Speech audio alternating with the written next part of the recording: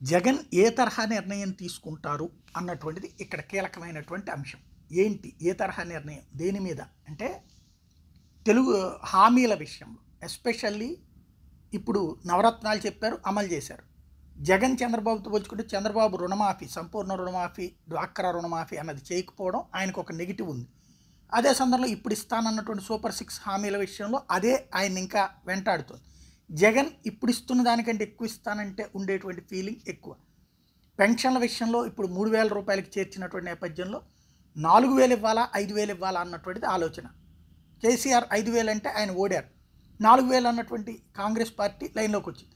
ఇక్కడ 4,000 ఇవ్వాలా 5,000 ఇవ్వాలా, ఇప్పుడు ఇట్లాగే ఏడాదికి 250 రూపాయలు పెంచుకోవడమా, లేకపోతే ఏడాదికి 500 రూపాయలు పెంచుతా 5,500 తీసుకెళ్తానని చెప్తారా అన్నటువంటిది ఒకటి. అయితే అప్పుడు ఆటోమేటిక్గా మిగతా వాటిలో తేడా వస్తుంది.